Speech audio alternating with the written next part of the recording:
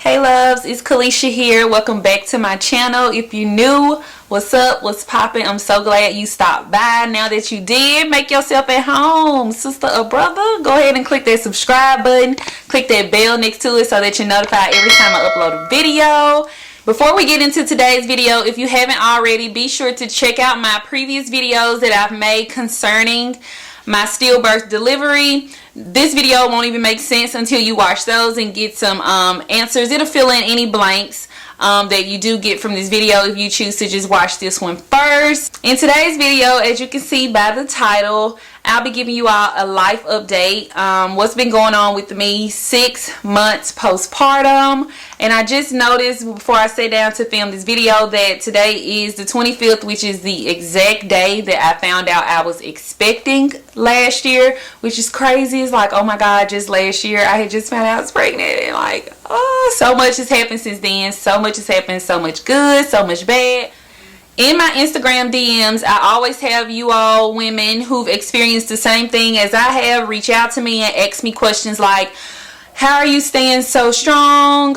What have you been doing to cope with your loss? How has life been so many months afterwards? Do you wish things were different? A whole bunch of questions. So I'm here today to answer those. I'm here today to share with you all how my life has been 6 months postpartum, how I've coped with it all, what I do on a day-to-day basis to make sure that I keep my mental state where it needs to be. As I mentioned earlier, a lot has happened since January 2nd of 2020. A lot. And I do mean a lot.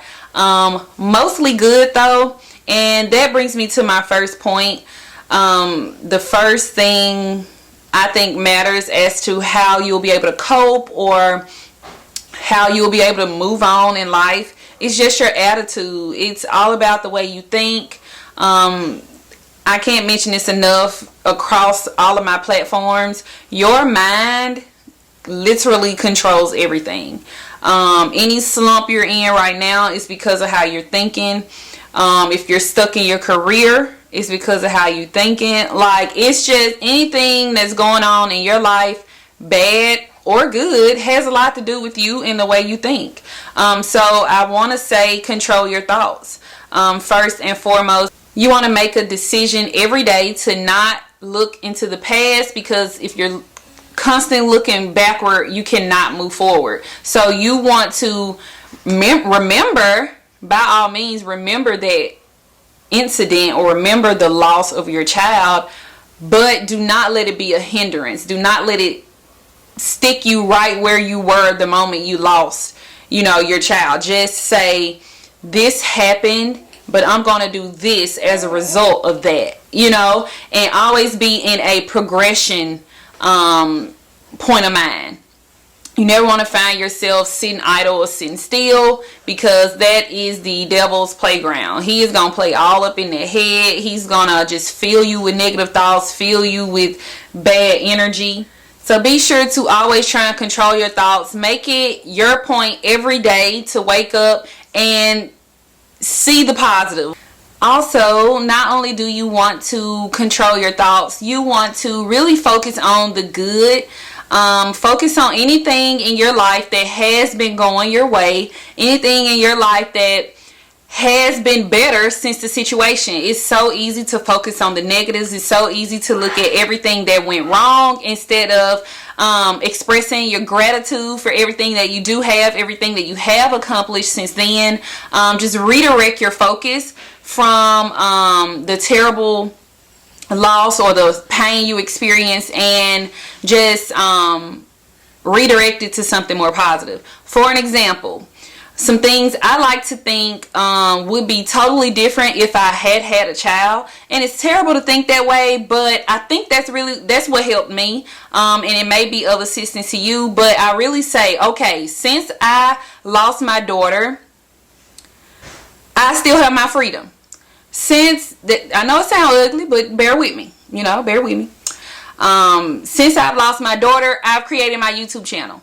Since I've lost my daughter, I've created I've dove into a lot of passion projects. Since I've lost my daughter, I have so much love to give to other babies. Since I've lost my daughter, I blah blah blah. You know, those are just a few things that I like to focus on and say, okay, if I had a child right now, I wouldn't be able to have all this free time to push out content. I wouldn't be able to work more flexible hours and in result get a raise at my job. If I had a baby, I wouldn't be able to do this, that, and the third. You know what I'm saying? So just think about everything that you have in the moment that could be different if you had a child. That'll also make it easier. Another thing I've been doing regularly is exercising. Exercising has become very important to me. I try to do it at least 3 to 4 times a week. My goal is 5, but I definitely do it 3 to 4 times a week. It just gives me a space to actually control everything, release some pressure, just, you know, and just seeing the results when you look in the mirror. You know, when you look good, you feel good. So I encourage you to just get up maybe 30 minutes a day to an hour and just really focus on you. Pour back into yourself by exercising, trying to eat healthier, and just living a better lifestyle. Exercise has just been proven to be also a mental relief. You know, it just helps. It's connected with your brain. You know, if you're getting your blood pumping, that just gives momentum, gets you to think positive. I think all of it is just a big old circle. If you take care of your mind, your body will follow. You know, you take care of your body, your mind will follow. You know, same thing. Another thing to do is to start a passion project. Start to put some of that hurt energy or some of that pain or some of that frustration into something you've always wanted to do. Hence my YouTube channel. I've wanted to do this for a little while, and I just got the courage to once I lost my daughter. I felt I had something to talk about. I feel I have a relatable event to share. I feel like I've gone through something and I've come out on the other side and I'm able to help somebody else. So just doing something, using that, turning that pain into purpose. That's pretty much the whole rant of this video. Is just to turn your pain into purpose. Turn your pain into purpose.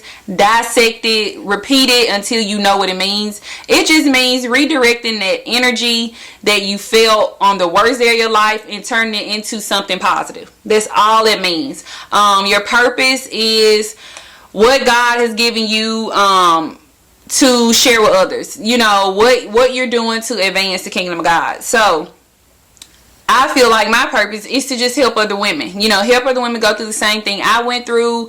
Make sure I'm showing love and compassion to everyone else. That's just my purpose. Being an example. So that's what I strive to do on all of my social media platforms. And if this is not the route for you, if it's just starting that hairline or that makeup gig or just creating flyers for baby showers or whatever your talent is, whatever you feel your purpose could be, just find your purpose in it. Another thing you can do is spend some time with babies. Like, if you have friends that have had children, reach out to friends and families and see if you can just spend some time with their child. Any free time I get, I'm headed to my brother's house to visit my nephew, or I'm headed to my friend's house to visit their babies. Speaking of which, look at this cutie. Hello, Titi Man. Hello. Are you making your guest appearance on my YouTube? Are you making a guest appearance on my YouTube? He is not feeling it. But this is Baby True, one of my good friends, my high school classmate. We were bump sisters. She was due exactly 4 weeks after me. I was due in February. She was due in March. And so we shared the majority of our pregnancy until, of course, I lost my daughter in January. But she went on and had her healthy baby boy in March. And I've just been in his life since, pretty much. This just, you know, when I spend time with him, it's like I see where my daughter would have been. You know, just a month older. She would have been 6 months now, and it's just like, wow, because he's 4 months, but he's been here with me this weekend. This is my first time keeping him alone. Usually I'm just going to visit, but this is my first time keeping him, and he's been such a good baby. But like I said, it just warms your heart. It gives you the opportunity to be a mom for a day or two. It gives you the opportunity to just show some love to another child. You know, they can never have enough love and guidance and enough people to care for them. So I truly feel like a reason that I did lose my daughter was to be able to give love to somebody else's child, be able to give my friends a break if they ever need it, you know. And so I strongly encourage you, if you have a baby around you, a friend around you that just had a baby, spend some time loving on them, and you know, it'll also pour into you. As you pour into that child and spend time with that child, it's gonna bless you 10 times fold. The last and most important thing, I think you all already know, I was not gonna end this video without talking about it. It's really just your relationship with God. Everything I've mentioned before this point will not flourish or will not even be as good as it can possibly be without God. Like, you have to first recognize every good and bad thing comes from God for whatever reason. But we do not have to know that reason. All we're supposed to do is find that our purpose through the pain. Tell him. He got something to say. Say it. You definitely want to make sure that you're keeping your relationship with God your top priority. You want to be spending time in daily devotionals, doing some Bible plans about you know, child loss, doing some Bible plans about anything else that you're going through, and just really spending that time with God and praying for him to reveal the purpose of why you lost your child. And he'll slowly start to reveal that to you as you put yourself in alignment with him and his word. He's just going to start communicating with you in ways you didn't even know was possible. So I highly encourage you all to practice all of the things I talked about in this video. Also, therapy. Make sure you reach out to those around you and talk. Talking always makes it better. Never just sit up and bottle those emotions in. I think there's nowhere for them to go. You cannot get better that way. So make sure that you're talking to someone and expressing your anger, guilt, frustration, anything that you may be going through. Let it all out. But first and foremost, just also just communicate that with God. He knows, but he wants you to say it. He wants you to need him. So show him that you need him, and he's going to step through and make it all better for you. Always be encouraged. If you need any advice or any other questions, be sure to check out my social medias. They're always in the description below. Be sure to subscribe. I'll be happy to have you all a part of my family. I need something to call y'all. What y'all think? I be thinking like royals or queens or kings, but I feel like I'm majority a woman crowd, but I'm sure some fellas click on maybe. I don't know, but if not, queens will be cool. But I kind of want something royalty because forever reign, you know, so I kind of want something like that. But if not, just give me a name. If you all enjoyed this video and it has helped you in some form or fashion, be sure to like this video. If you think it'll help a friend, share my video. Please subscribe, click that bell next to it so that you're notified every time I upload a video. And I'll see you in my next one. Bye, loves.